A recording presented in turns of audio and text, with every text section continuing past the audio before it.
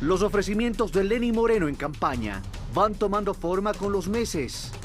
Pero estos primeros 100 días de gobierno sientan las bases para el resto de su mandato. El presidente Lenín Moreno pasó la barrera de los 100 días. Su apertura al diálogo ha sido apoyada por múltiples sectores del país. Por eso es que su aceptación supera actualmente el 80%. Pero más allá de estos buenos números, en el programa de hoy haremos una revisión de sus propuestas de campaña para ver cuáles están cumpliendo y cuáles muestran evidentes retrasos. En Políticamente Correcto, ponemos a prueba a Lenín Moreno. ¿Nos acompañan?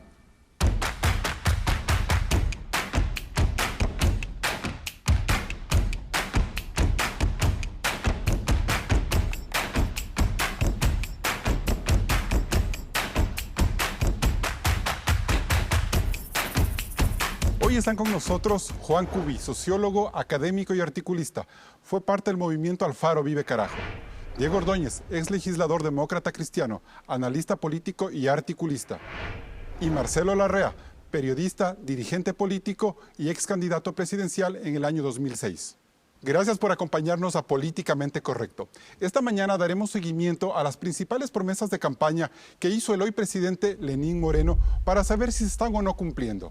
Claudia Roura, desde nuestro set virtual, abordará 4 temas: el diálogo político, la oferta de vivienda, la cirugía mayor a la corrupción y el mapa tributario, para que nuestros invitados nos digan si en sus primeros 100 días de gobierno Moreno ha pasado o no la prueba.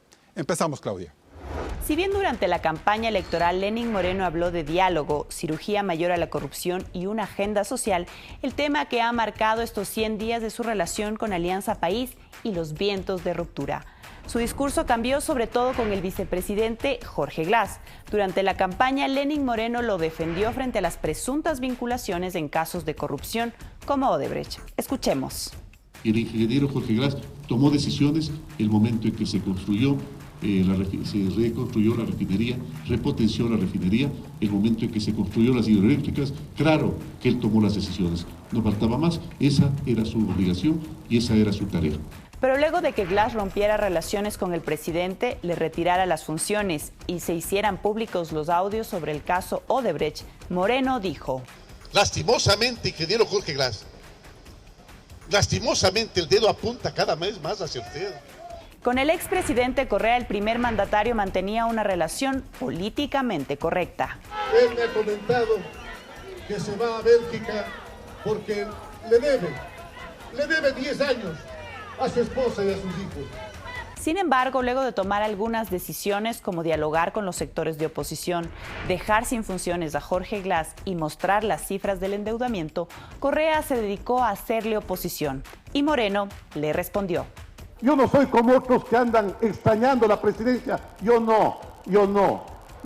nunca quise ser presidente.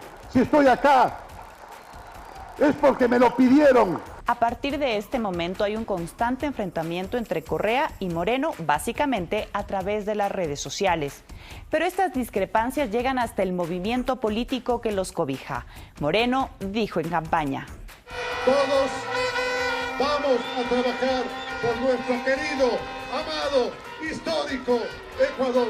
Luego de que Rafael Correa saliera del país, Moreno dio un duro golpe a la militancia del oficialismo, confirmando que ahora se respiran vientos de libertad. De a poco, toda la gente va a ir abandonando su comportamiento vejuno y va a empezar a respirar verdaderamente esta libertad nueva. Parece que el presidente Lenín Moreno va cambiando de discurso sobre lo que era la revolución ciudadana, o quizás lo está redefiniendo. Sin duda, un tema que vale para el análisis. Carlos. Gracias, Claudia. Juan Cubi, ¿usted se esperaba que mientras Moreno plantee un diálogo nacional con todas las fuerzas, se produzca una ruptura interna? Bueno, yo ya anticipé en algunas manifestaciones políticas que ese conflicto iba a darse tarde o temprano. Por 2 razones. Una, por la propia condición del expresidente Correa, que es una persona que no iba a admitir no solamente que le contradijeran, sino no iba a admitir que había cometido una serie de errores en la administración de su gobierno. Y 2, porque Lenín Moreno, como candidato presidente electo, tenía que marcar una diferencia para sobrevivir como gobierno. Porque dada la crisis en la que ya estábamos en los meses anteriores a las elecciones del año anterior, que ya se conocía, era muy difícil que un presidente entrara a tomar decisiones sin tener suficiente autonomía y una imagen de fortaleza que le permita una negociación política para poder darle salida a la crisis.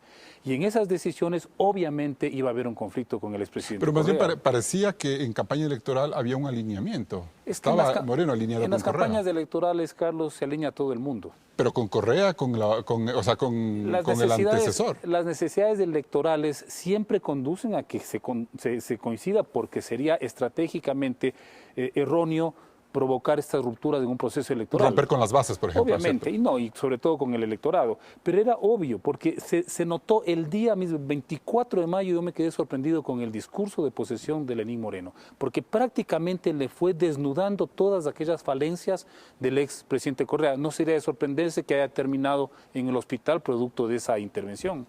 Diego Ordóñez, mucha gente, sectores de oposición, creen que la ruptura no es real o es una ruptura a medias con Correa.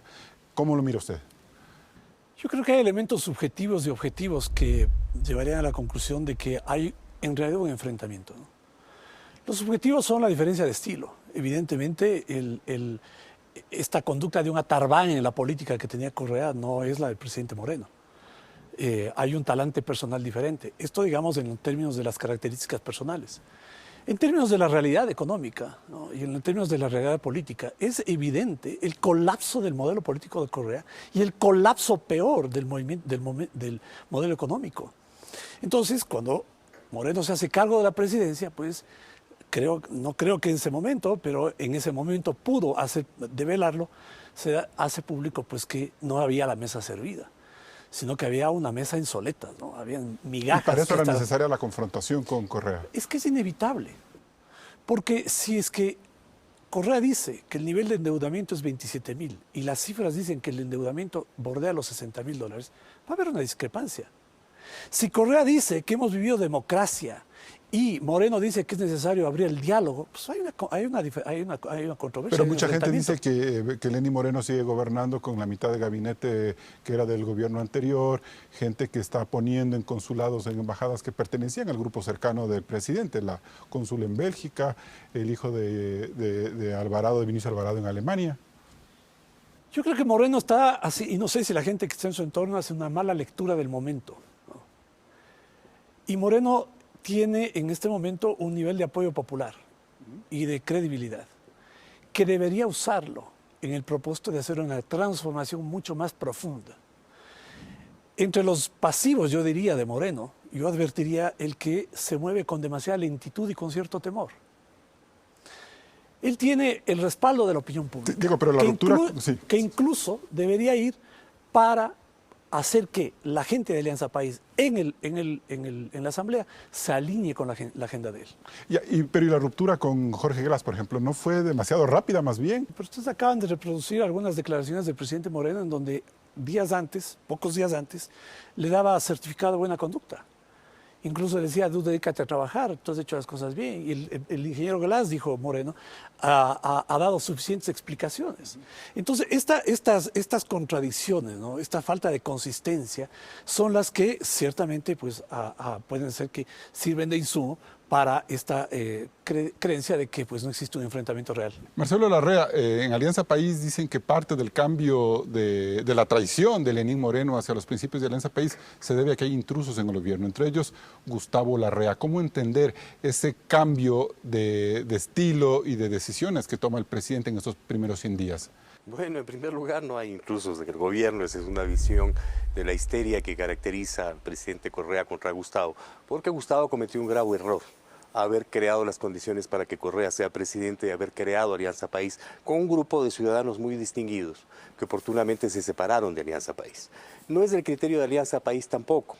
Alianza País está fraccionado, las bases de Alianza País apoyan al presidente Moreno y un grupo minúsculo de 5 dirigentes de Alianza País son los que están protegiendo la pretensión de una continuidad del correísmo que carece de todo fundamento objetivo.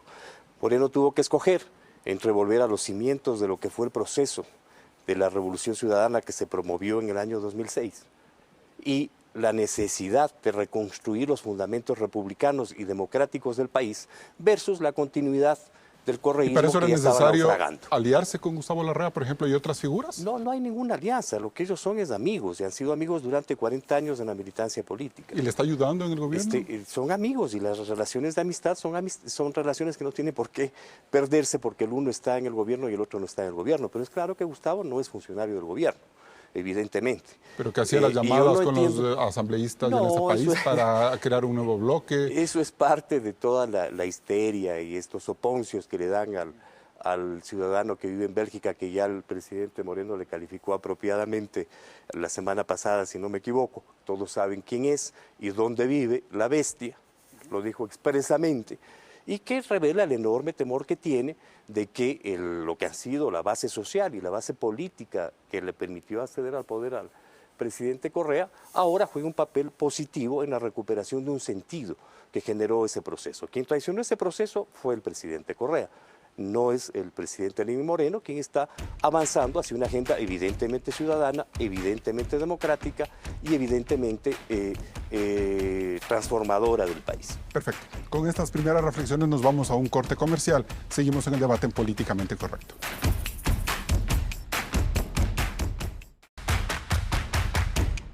El principal ofrecimiento de campaña que hizo el presidente Lenín Moreno fue el plan Toda una Vida, cuya principal iniciativa es Casa para Todos. La propuesta del presidente es construir en 4 años 325,000 viviendas, de las cuales 191,000 serán gratuitas y el resto podrán ser pagadas en cuotas de $20 y $60 mensuales. Moreno dice que el plan Casa para Todos ya se está realizando, pero pongamos a este político a prueba. En sus primeros 100 días, Moreno ha suscrito acuerdos con el alcalde de Quito, Mauricio Rodas, el de Guayaquil, Jaime Nebot, y otras autoridades locales para cooperación con los gobiernos seccionales. Además, ha firmado acuerdos de cooperación con las cámaras de la construcción e industrias y el comité empresarial. La misión Las Manuelas trabaja en visitar a las familias que se inscribieron en el programa. Hasta finales de julio había 33,700 inscritos, adicionales a los 2 millones de personas que se registraron durante la campaña electoral. Hay un presupuesto inicial de 500 millones y se prevé construir 50,000 viviendas en este año. Además, el Ministerio de la Vivienda ha identificado 846 predios en todo el país donde se podrían construir las casas del plan. Pero en realidad, hasta ahora, no se ha entregado ninguna de las viviendas ofrecidas. Diego Ordóñez, con los avances que Claudia reporta desde el set virtual, ¿usted cree que Moreno podrá cumplir la promesa de las 325,000 viviendas en 4 años? Comentábamos hace un momento el que durante la campaña de Moreno se mostraba bastante cercano a Correa, incluso alababa su obra. Cuando llega al gobierno se da cuenta que ese discurso ya no lo puede sostener. Cosa similar respecto de esto, que fue una oferta de campaña. Porque esta oferta de campaña solamente podrá ser posible en la medida en que haya una profunda corrección en las finanzas públicas. Si el presidente de la República envía un presupuesto en donde hay una sobreestimación de gastos y se establece un nivel de déficit alto que podría ser el doble si se corrigieran el dato de los ingresos, la pregunta es, ¿cómo va a financiar este proyecto? ¿De dónde va a sacar el dinero para hacerlo? No hay forma de sacar el dinero de las arcas fiscales. Primero, es que si es que ya tengo los terrenos, que ya los alcaldes se han mostrado generosos con bienes públicos, ofreciéndole al presidente para que se hagan las obras ahí. Bueno, la pregunta es, ¿quién va a financiar las casas? Porque no son casas, es construir casa más habilitar los servicios, ¿no?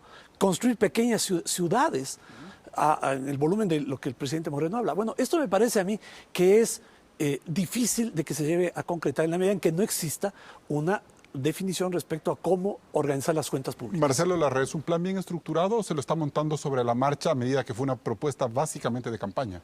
Bueno, de lo que se conoce, la propuesta está dirigida a la reactivación del conjunto de la economía, desarrollar la industria de la construcción en la provisión de un bien indispensable para la población ecuatoriana que sufre un altísimo déficit de vivienda y al mismo tiempo generar un efecto multiplicador en industria, en el empleo, y de esta manera contribuir a la reactivación económica del país. En ese sentido, mi apreciación es que la perspectiva está bien trazada, tienen escollos que enfrentar, por ejemplo, los problemas que ha generado la ley de plusvalía y su correlación con la ley de herencias, que afectan Y habría que quitar esa ley para poder avanzar. Hay que hacer enmiendas fundamentales. La plusvalía debe pagarse a los sectores que tienen mayores ingresos y no los que tienen menores ingresos. Y es una ley diseñada precisamente para afectar a los de menores ingresos y de ingresos medios. El gran capital no se hereda al estilo de lo que no se realizan las herencias de la misma forma como las personas de economía normal, media, realizan sus herencias. De manera que ahí hay una serie de temas de discusión que deben ser sujeto de análisis. Pero ese plan, como decía, tiene una gran trascendencia en función de que pueda ser un instrumento de reactivación económica del país. Pero ese plan responde incluso a una expectativa general ciudadana. 2 millones de inscritos desde la campaña electoral hasta acá. ¿Es posible hacer eso? Mire, Carlos, yo cuando veo esto, los planes de vivienda deberían llamarle la telenovela de la patria.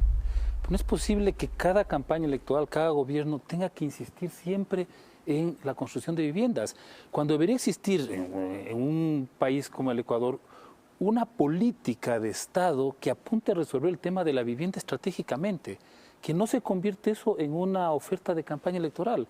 Porque el tema de la vivienda es más o menos como el tema de la salud. Son elementos fundamentales para la convivencia social. Pero si es que no hay, hace bien Moreno en promocionarla, es que lo que volvemos siempre es al mismo callejón sin salida, es que luego van a ver las evaluaciones que no se cumplió, que nos hizo que las casas eran de mala calidad, que hubo que hacer casas a la pura. Que hubo negociados. Acuérdese de Abdalá Bucaram, ¿no? Con sus famosas casas de esas de 6x6.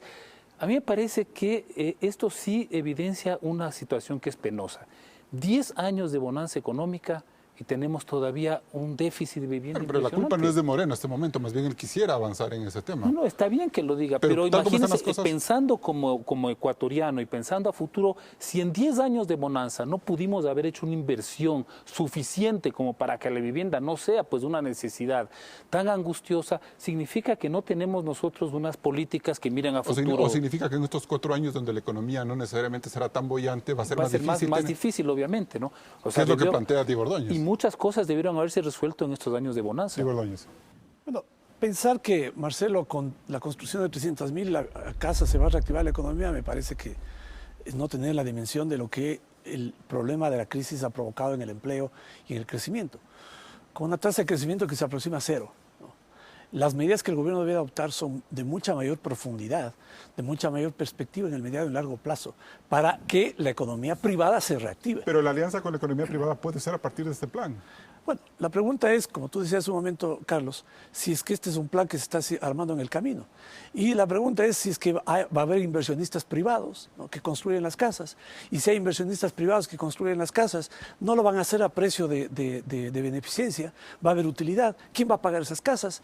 Bueno, estas debilidades, ¿no?, de una propuesta electoral que, enfrentada a una realidad económica dramática, a una carencia de recursos, pues debería llevar a reflexionar profundamente si por ahí va el camino, ¿no? El problema de la reactivación económica no se restringe al tema de la vivienda. Este es uno de los proyectos del gobierno y es muy adecuado que lo hayan pensado no como un instrumento de política clientelar de carácter electoral como siempre se ha formulado. Todos recordamos la campaña Pan, Techo y Empleo, por ejemplo. Y Juan tiene un acierto en plantear que es necesario que la política del país se preocupe por la solución de los problemas estructurales más urgentes, como son la vivienda, la educación, la salud, el empleo, etc. Marcelo, pero ese es solo un elemento. Los otros elementos a los que tú te refieres, Diego, tienen que ver con una reactivación del conjunto del aparato productivo. Y evidentemente el sector de la construcción tiene un efecto multiplicador muy importante en la generación de empleo, en consecuencia en la generación de la demanda interna, y es un instrumento clave para la reactivación económica. No es el único. Hay muchas cosas que hacer. Hay que repotenciar el sector petrolero, hay que diversificar las exportaciones, hay que renegociar y redefinir y auditar la deuda externa gigantesca que nos legó el gobierno del presidente Correa, que no se justifica de ninguna manera. 20 segundos para que cierre Juan Cubi, por favor. Bueno, ¿qué más clientelar que regalar casas, pues, no? ¿Qué más populista que decir voy a regalar casas? A 2 millones de personas, se han inscrito 2 millones, seguramente serán muchísimos más. Y se ofrecieron 300.000. Y se ofrecieron 300. Entonces, yo creo, ¿no?, que un poco lo que Moreno tiene que hacer es asentarse bien en la realidad y reconocer lo que es posible hacer y lo que se puede solucionar en mediano largo plazo. Para cerrar, por favor. Bueno, yo coincido un poco con lo que dice Marcelo.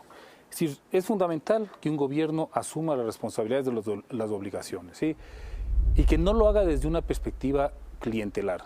populista. Eso es fundamental. Habrá que esperar qué va a pasar con la política y vivienda de este gobierno, porque recién tenemos 100 días y según el informe que tenemos todavía ni siquiera se entregan casas.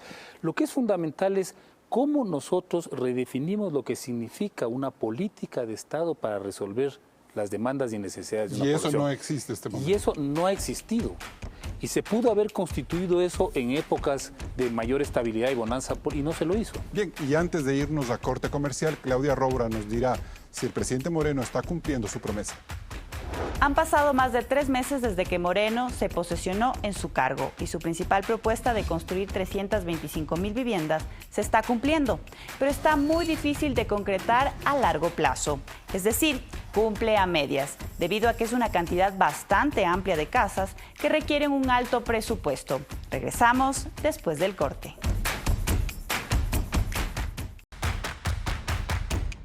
Durante la campaña electoral, el candidato Lenín Moreno se comprometió a emprender una cirugía mayor a la corrupción y desde ese punto prometió: Vamos a hacer una cirugía mayor a la corrupción. He pedido ya la ayuda de Naciones Unidas para ello. Que los corruptos de ayer y los corruptos de ahora de este gobierno no regresen. Ahora pongamos a este político a prueba. En los primeros 100 días, Moreno creó la Estrategia Nacional por la Transparencia e integró una comisión con ministros y figuras ciudadanas, en su gran mayoría cercanas a la Revolución Ciudadana. Tienen atribuciones muy limitadas para hacer exhortos o sugerir políticas. Por otro lado, la canciller María Fernanda Espinosa ha tenido acercamiento con las Naciones Unidas para plantear una cooperación para el diseño de mecanismos de prevención y de indicadores para la lucha contra la corrupción. Esta agenda aún no se ha concretado. Además, el presidente Moreno ha hecho otros anuncios. Estamos analizando llamar a una consulta. El pueblo es nuestro mandante y él deberá pronunciarse sobre los cambios que se deben introducir para garantizar una democracia plena, sin caudillismos y con entidades transparentes que garanticen el control de lo público. ¿Se ha cumplido esta propuesta de campaña o aún no es tiempo suficiente para que se concrete? Gracias, Claudia. Marcelo Larrea, ni el convenio con las Naciones Unidas todavía toma forma, ni el Frente de Transparencia tiene una fuerza institucional. ¿Qué podemos decir? ¿Lenín Moreno está cumpliendo la oferta de combatir a la corrupción? Bueno, esas dos iniciativas están en curso, hay muy pocos días como para que se hayan cumplido, las Naciones Unidas tomarán su tiempo en la materia y es de esperar que este Frente Anticorrupción que creó el presidente Moreno tome cartas sobre el asunto. Aquí hay otros elementos, sin embargo, que se han precipitado por la propia naturaleza de las cosas y los tiempos y que han desencadenado un crecimiento muy importante de la lucha por la transparencia en el país. Una parte es evidentemente las labores de la Comisión Nacional Anticorrupción, otras son las denuncias sobre la corrupción de Odebrecht que han llevado incluso al vicepresidente Glass al enjuiciamiento penal. Y a la ruptura política con el presidente Y la Asamblea Moreno. Nacional ya autorizó el enjuiciamiento penal del vicepresidente de la República. Pero ahí no tiene nada que ver Moreno. Bueno, evidentemente porque el tema de la lucha contra la corrupción no se restringe a la acción del presidente. Es importante que el presidente de la República ponga orden en el gobierno y el gobierno no se dedique a administrar dolosamente los fondos públicos. Esa ya es una gran contribución y sin duda va a tener una incidencia en la disminución del déficit fiscal, por ejemplo. Pero las otras partes tienen que ver con la naturaleza de la sociedad.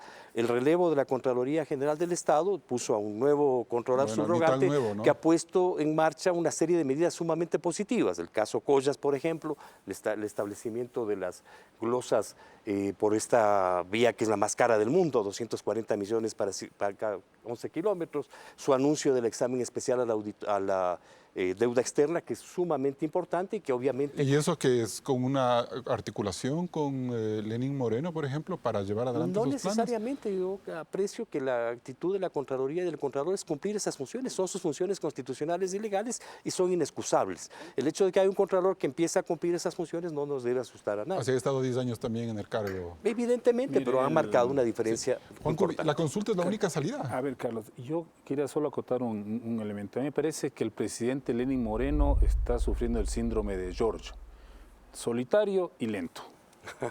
Y a mí me parece que eso hay que analizarlo. Solitario, ¿por qué? Porque se siente que él no tiene todavía un equipo de gobierno que le permita, por ejemplo, no solo gobernar, sino asumir la lucha contra la corrupción. Porque resulta que el Correato le dejó una serie de cuñas en la administración pública, en las principales funciones de control, que es muy difícil de manejarlas en función de ir transparentando lo que sucedió. Y dos, hay también en la administración pública una burocracia que se anquilosó durante 10 años, porque el presidente, él tendría la potestad administrativa de exigir en cada ministerio que se destapen los negociados, las obras con sobreprecio, sin necesidad de exigirle que lo haga la Contraloría, la Fiscalía, y él podría hacer administrativamente, decir, a ver, infórmenme qué ha pasado con la inversión. Esto mientras Por eso digo, madura la idea de una consulta popular, Juan. Exactamente, está solitario, sí, pero también está perdiendo los tiempos, porque la consulta popular ya debería ser un mensaje claro. Queremos ir a una transformación de estos elementos del régimen político. Pero sin consulta popular no se combate la corrupción de una forma fuerte, directa. Es uno de los instrumentos, porque tiene que cambiarse la estructura que nos heredó el Correato justamente para garantizar la impunidad de los funcionarios. He sostenido en varios foros y medios que Correa creó condiciones estructurales para la corrupción. Legales, administrativas, políticas. Y esas condiciones estructurales se cambian estructuralmente. Obvio que hay que tomar medidas coyunturales. Y por ejemplo, yo, si habría estado en el puesto de Moreno, habría institucionalizado como una comisión anticorrupción a la Comisión Ciudadana que integran importantes de Jorge ciudadanos. Rodríguez y Simón Espinosa. Y no habría constituido una comisión, ¿no?, de correístas con el supuesto de que ellos van a detectar dónde están los problemas que provocaron la corrupción. Juez y parte, eso no tiene credibilidad. Marcelo dice que las Naciones Unidas se demoran en establecer estos procedimientos, pero ¿no sería urgente ya una respuesta, una presencia de esos grupos para acompañar? Yo coincido con lo que acabas de decir, Juan, en el sentido de Moreno debería ya haber tomado medidas internas para que el asunto de la discusión que tenemos en el Ecuador y los escándalos que tenemos en el Ecuador no se circunscriban al tema Odebrecht, sino a la ruptura con Glass. Bueno, tenemos temas en educación. El presidente Moreno habló de los elefantes blancos de las escuelas del medio. Hay que ver qué se hizo ahí. En salud hubo denuncias, muchas denuncias. En petróleo son muchísimas las denuncias. Villavicencio sigue perseguido. Jiménez con grillete. Bueno, son medidas, ¿no?, que me parece a mí deberían ser tomadas de lo coyuntural.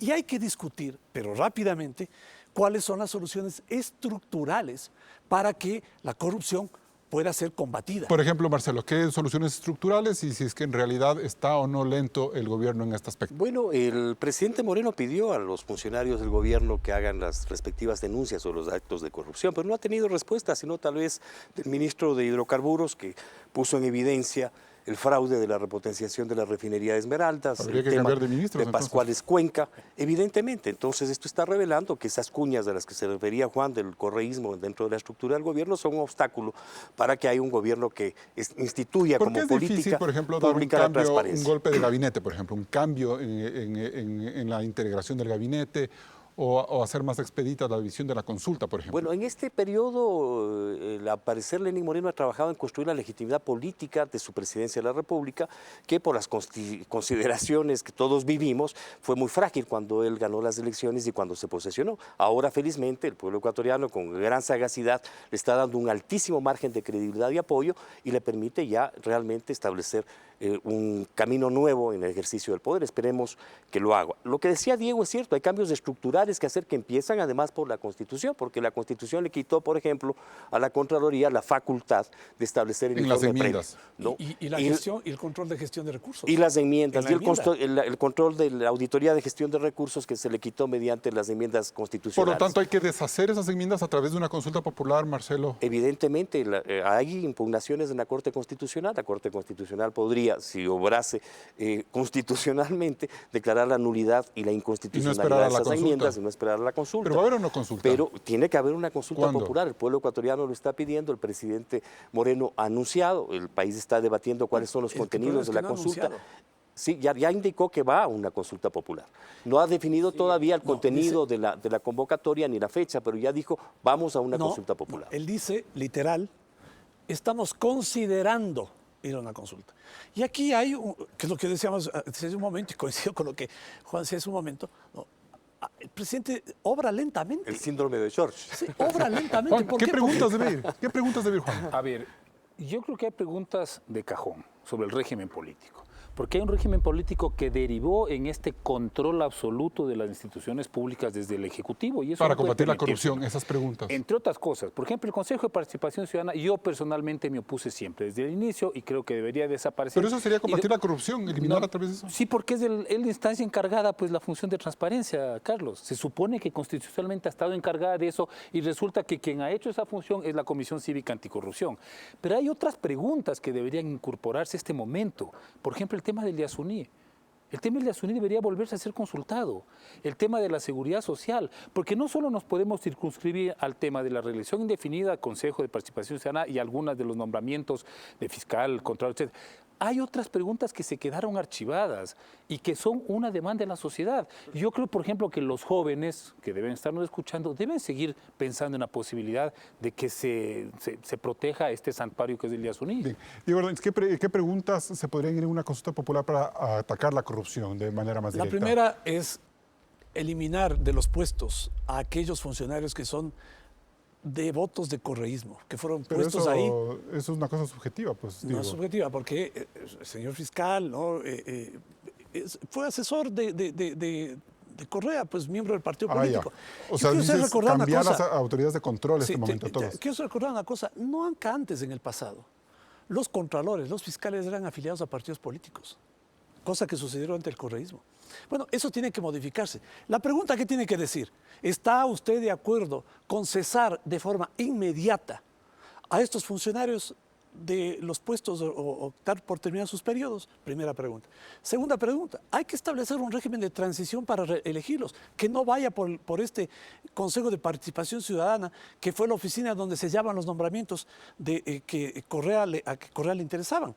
Porque dicho de paso, los correístas cuestionan que el Consejo de Participación Ciudadana haya elegido a Polit, pero no dicen que Polit fue electo porque era el candidato de Correa. Y era reelecto varias veces. Exacto. Entonces, hay que hacer esta primera pregunta sobre la cesación en los cargos, la segunda, un régimen transitorio para elegirlos, una tercera, sobre esos temas. Yo estoy de acuerdo que hay que volver a preguntar. Pero el tema de corrupción es importante en este momento. ¿Por qué es el tema de corrupción fundamental? Porque tú no vas a poder perseguir la corrupción con funcionarios del correísmo que lo que están es orientados a proteger y garantizar la impunidad. ¿Y se ha cumplido o no la promesa de Lenín Moreno hasta el momento? Bueno, digamos que hay mucho más que hacer, y coincido en el hecho de que no todo le corresponde hacer al presidente, ¿no? Y que tiene que bregar con un bloque de asambleístas que están férreamente cerrados en la defensa de la corrupción. Pero señales han sido importantes, como aquella de retirarle funciones al vicepresidente. Marcelo Larrea, ¿qué preguntas podrían configurar una consulta popular que combata la corrupción con más fuerza? Uno de los elementos sustantivos es la independencia y separación y equidad de poderes. Hay que desmontar esta visión hiperpresidencialista que le permitió al señor Correa ser dueño de todos los poderes del Estado y hacer lo que le dio la gana, e instituir un régimen doloso de ejercicio del poder político. Entonces, ese es un elemento sustantivo. En ese aspecto, el tema del Consejo de Participación Ciudadana y la nominación de las autoridades de control tiene que hacerse con absoluta transparencia. No puede haber conflicto de intereses. El fiscal general de la Nación no puede ser el secretario del presidente de la República, ni el Contralor General del Estado puede ser el secretario del presidente de la República. Tiene que haber una absoluta independencia que garantice que estos organismos, creados además en batallas históricas de la sociedad ecuatoriana, puedan volver a cumplir la función que tienen y profundizar esas funciones. Bien, nos vamos a un nuevo corte comercial, pero antes escuchemos el balance de Claudia. Han pasado más de 100 días desde que Moreno se posesionó en el cargo y tras oír a nuestros panelistas, podemos concluir que la agenda contra la corrupción, una de las principales propuestas de campaña de Lenín Moreno, se está cumpliendo a medias. Pues las primeras acciones que ha tomado en este tema están bien encaminadas, pero aún no hay resultados concretos. Después del corte, retomamos este análisis.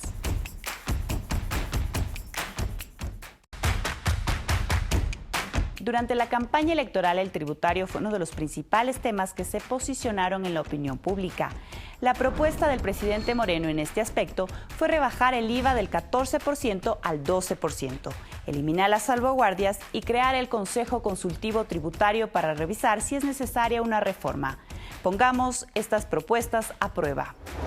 La oferta de reducir el IVA al 12% ya se cumplió desde julio, pues este impuesto debía volver al valor que tenía antes del terremoto, sin que Moreno lo decidiera. Igual pasó con las salvaguardias, que se eliminaron por haber cumplido su tiempo de vigencia. El Consejo Consultivo Tributario se instaló en junio y han mantenido reuniones periódicas, pero hasta ahora no se ha tomado ninguna decisión que tenga que ver con impuestos. Entre los pedidos de los sectores empresariales estaba la eliminación del impuesto a la salida de divisas y el anticipo del impuesto a la renta. Recién el 20 de septiembre estaría listo el documento con los consensos mínimos alcanzados. ¿Se están cumpliendo estas promesas? Diego Ordóñez, ¿hay o no claridad del gobierno en materia tributaria hasta el momento? Hay que recoger igual la evidencia empírica. Durante el gobierno de Correa se crearon muchísimos impuestos y se aumentó muchísimo la carga fiscal. Esto es lo que los particulares, personas naturales, jurídicas, aportan a la seguridad social, al fisco, a los municipios. Esto bordea alrededor del 21% del PIB. Es altísimo. Pero en términos de resultados, ¿qué tenemos? Más desempleados, más subempleados, en valores absolutos, porque valores relativos ocultan la cifra real. Entonces, el presidente de la República y su grupo económico deberían plantearse la necesidad de hacer no estos ajustes, ¿no? En esto me parece un poco cortoplacista la actitud empresarial de empezar a pesetear, ¿no? Bájanos un poquito acá, súbenos un poquito allá. Hay que discutir el modelo. ¿Cuál es ese modelo tributario que garantice que en el Ecuador existan los estímulos, los incentivos para la inversión y la generación de empleo? Las evidencias te muestran, Carlos, que lo que hizo Correa fue contraproducente en términos de lo que nos importa al final del día, que es la creación de fuentes de trabajo. Marcelo Larrea, ¿el Consejo Consultivo está dando resultados? ¿Se va a tener ya una visión clara tributaria a largo plazo? Aquí hay un elemento positivo, que es el hecho de que el tema se abra a discusión. Tal vez un error del Consejo Consultivo es no incluir a otros sectores sociales, que son los que pagan los impuestos. Actualmente, quienes más impuestos pagan son las personas que menos ingresos tienen. Proporcionalmente a sus ingresos, la carga tributaria para un ciudadano común es altísima en relación a la carga tributaria que tiene un señor que tiene altísimos ingresos. Entonces, sí se necesita discutir lo que dice Diego, un modelo tributario que garantice que el que más ingresos tiene, más paga. ¿Cómo va esa discusión? Y que garantice una redistribución de los ingresos a través, obviamente, de la gestión pública. ¿Cómo avanzan esos diálogos en el Consejo Consultivo? Es un elemento importante el hecho de que es un tema en discusión y de que toda esa multiplicación de impuestos que carecen de sentido y que terminan favoreciendo un sistema de extorsión tributario al ciudadano común se ha superado. Y que además no solamente extorsionan al ciudadano común, sino que además lesionan las posibilidades del aparato productivo de invertir esos recursos en la producción y en la generación de empleo. En consecuencia, ahí es un tema que no está decidido todavía. Recién 20-21 de septiembre vamos a tener la propuesta del Consejo Consultivo, pero sí es importante que no sea una decisión unilateral del presidente, sino que sea discutida y debatida con el conjunto de la sociedad. Lo que se ha dicho durante mucho tiempo es que los grupos críticos a Moreno, los de Alianza País, que está entregándose a los grupos empresariales y a la derecha con decisiones como esta, porque Moreno no era muy afecto de hablar de reducción de impuestos en la campaña. A ver, yo no le prestaría mucho oído a sus comentarios, porque son grupos de Alianza País que lo que están es defendiendo sus intereses, sus prebendas, son profesionales de la teta que se crearon durante 10 años y quieren seguir en lo mismo. Yo no daría mucho crédito. A mí me parece que el tema es más complejo porque todavía el presidente Moreno no ha definido las líneas estratégicas de su gobierno en economía. Dijo que en septiembre lo va a hacer, acaban de ratificarlo en lo que han dicho en este... Lo del Consejo Consultivo el 20 de septiembre. No, pero también dijo que va a dar el programa económico completo. Entonces es muy difícil... Se está tomando mucho tiempo. Por supuesto, y es muy difícil hacer un análisis sobre el tema tributario si no sabemos cuál va a ser realmente el modelo económico. Porque dependerá de cómo se incentive la producción, en qué sectores, para de ahí definir cuál puede ser una política tributaria en función de esa productividad. Porque si no estamos hablando en cosas muy etéreas, además de lo que yo coincido con Marcelo, al menos conocemos que hay un enorme sector de la población que tributa altamente y que le cuesta enormemente su patrimonio pagar tributos y otra que en cambio se beneficia. Pero por otro lado hay cámaras empresariales, hay sectores de la banca que se han acercado a Moreno, han logrado acciones. Ese es el problema, que hasta ahora los que más se han acercado a discutir el tema tributario son los sectores empresariales, cuando son los sectores que más se han beneficiado durante 10 años de Correa. Es importante. Y entonces ahí me parece que hay que abrir las puertas a todos esos sectores de la pequeña producción que son los que han estado marginados estos años. ¿Cómo se genera empleo? Con inversión. Y la inversión necesita saber cuál es su escenario tributario.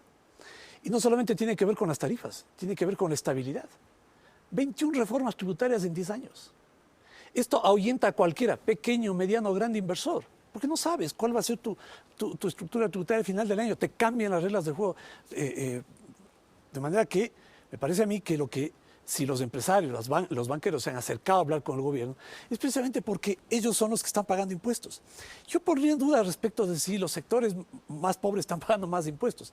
Porque proporcionalmente, del volumen de impuestos, ¿no? El impuesto proporcionalmente a sus ingresos, Marcelo. El impuesto a las ganancias, el impuesto a la ganancia a la renta, ¿no? Los anticipos. Bueno, los anticipos de impuesto a la renta que se convirtieron en impuesto mínimo, el impuesto a la salida de divisas, ¿no? El impuesto a los activos en el exterior. Todo este tipo de tributos han afectado la inversión. No, insisto, no solamente por la tarifa, sino por la inestabilidad. Y esto me parece que tiene que ser corregido. Y estoy de acuerdo en el sentido que es fundamental que el gobierno defina un modelo económico. Y en esto también es importante, ¿no?, hacer un esfuerzo de asumir la realidad, de entender la realidad y reconocer que el modelo correísta, estatista, fracasó. ¿Fracasó, Marcelo, el modelo correísta estatista? Evidentemente, un fracaso rotundo. El gobierno del presidente Correa administró en el gasto público no financiero más de 305.000 millones de dólares, una cifra descomunal, equivalente a 11 veces lo que administraron los gobiernos entre el año 1900 y el 2006. Y lo que tenemos es que carreteras en las cuales hay sobreprecios extraordinarios, una cantidad de hospitales sobredimensionados, edificios que además no llegan a esa magnitud de inversiones. Por lo tanto, el fracaso de la gestión económica del presidente Correa es evidente. Y lejos de que haya impulsado un crecimiento del aparato productivo, una política de inclusión social que se restringe exclusivamente al bono de la mendicidad, debió haber impulsado una política de inclusión productiva, garantizando que todos los ciudadanos ecuatorianos, los pequeños y medianos productores, tengan acceso a crédito, a tecnología. Ese gran aparato estatal que se cree en estos 10 años es lo que le vuelve a Moreno más cauto a la hora de definir cómo o no reestructurar la carga impositiva, ¿verdad? Este es un tema mucho más profundo, porque en realidad se necesita una política tributaria y un modelo tributario que sea el resultado de las necesidades de la sociedad ecuatoriana. Pero esas necesidades ya las estamos identificando. Pero, por ejemplo, como el impuesto gobierno de salida de divisas afecta una de las ventajas que la dolarización creó en la economía ecuatoriana, la posibilidad de aumentar los flujos de inversión en la economía del país. Si el impuesto de salida de las divisas impide que esas inversiones lleguen, cuando la dolarización podría favorecer un flujo de inversiones importantes. ¿Por qué no escuchamos todavía esas visiones, esas decisiones, esos caminos de parte de Moreno? Fundamentalmente porque hay que ver cuál es la realidad política. Moreno fue electo presidente de la República en circunstancias en las que él ha estado amarrado a una estructura que él la ha descubierto felizmente, que obedece a intereses que no satisfacen las necesidades de la sociedad ecuatoriana, y tiene que ir tomando distancia de esa estructura correísta y asumiendo un programa que corresponda a las necesidades del país y a lo que fue en efecto el programa original de Alianza País. El tema de la ética, por ejemplo, y de la lucha contra la corrupción fue una bandera que quienes integraron Alianza País del 2006 enarbolaron. El tema de sacar las manos de la justicia fue también un tema de esa naturaleza. El tema del fomento productivo fue uno de los elementos del programa de la Revolución Ciudadana, traicionado por Correa, lamentablemente. Solo pongámonos a pensar en la falencia que ha habido en estos años respecto a una política agraria en este país. Y un modelo económico tiene que definir qué se va a hacer con el agro. Más allá de que este momento la población que vive en zonas rurales es menor, ¿no?, comparando con lo que era hace 50 o 100 años, pero sigue siendo un factor fundamental no solamente de la producción, sino de las condiciones de generación de empleo, de ingresos para familias, digamos, pobres o familias de escasos recursos. Para diseñar los planes tributarios. Entonces, también, a mí me parece cómo se puede plantear una política tributaria si es que no se tiene todavía claridad qué se va a hacer con toda esa cantidad de unidades productivas agrícolas, por ejemplo. Y eso es una consecuencia de esta soledad de gobierno en la que usted hablaba, es decir, tratar de tomar distancia de su antecesor, pero a la vez no tener un equipo fuerte económico. Porque tiene que lidiar con todo ese aparato que le hereda el Correato y que no necesariamente están trabajando en función de la visión y de las aspiraciones de Lenín Moreno. Eso debe ser complicado. No quiero yo exculparlo ni justificarlo, porque un presidente de la República está obligado a responder a esa realidad. Pero me parece que él necesita urgentemente definir más o menos con qué sectores, con qué grupos va él a planificar la política económica y, en ese sentido, con qué gente va a colaborar en el gobierno. Bien, antes de ir al nuevo corte comercial, Claudia nos dirá si Moreno pasa la prueba en materia tributaria. A los 100 días de que Moreno asumió la presidencia, el diálogo alrededor de la reforma tributaria no se está cumpliendo, pues el Consejo Consultivo no ha presentado ninguna propuesta concreta. Continuamos después de estos comerciales.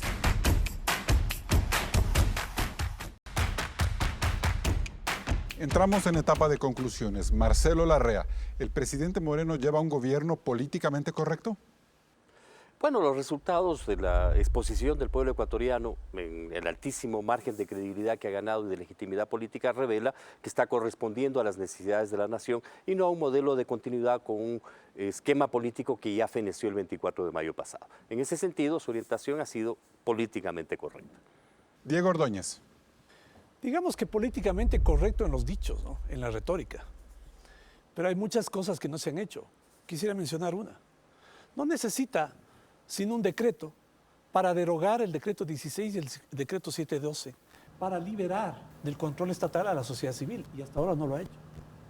Y señalo con esto, ¿no?, para señalar que una acción que solamente depende de Moreno no se ha cumplido.